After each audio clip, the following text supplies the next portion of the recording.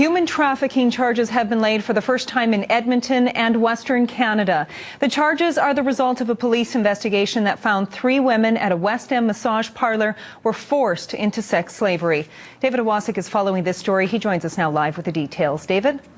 Well, Carrie, there's a sign on the door of the business behind me, and it says that the Sashi Professional Massage Spa is closed for renovations. But we can tell you tonight that 3 people associated with the business are in custody, facing not only prostitution-related charges, but for the first time in Edmonton, trafficking, human trafficking.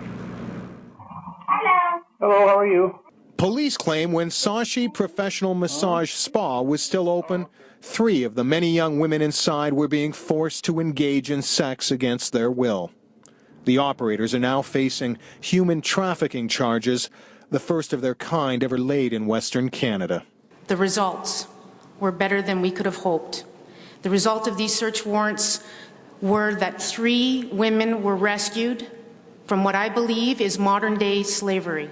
At a joint RCMP Edmonton Police news conference, Vice Detective Dave Shenning described how he encountered the 3 women, 1 from China, 2 from Fiji, after police were able to enter the building. They're very, very withdrawn. They sat there, and it's a typical, like, I don't know, compared to an animal, but a scared dog, how it withdraws and lays on the floor. Well, that's what these girls are like, very withdrawn. They were clinging to each other. And to me, it was fear. Investigators claim the women were brought to Canada legally, but under false pretense. That they were paid for the sex they were forced to engage in, but beaten if they did not comply.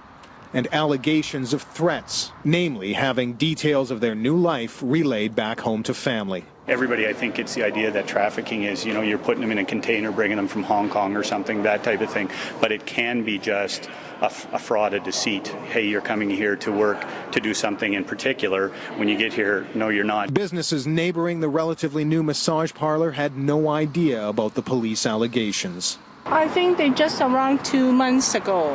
And do you know what they were doing inside? I don't know. Yeah, we just know the massage.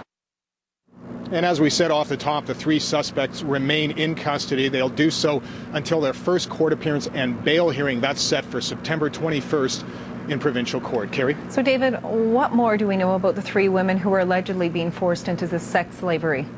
Well, we know the 3 women are between ages of their early 20s to early 40s, as we said before. 1 from China, 2 from Fiji. They're in Canada legally, and they're being cared for by the Salvation Army. We don't know what their future plans are as to whether they plan on staying in our country. Carrie? All right, David Ewasuk with that live report tonight. Thank you, David. You bet.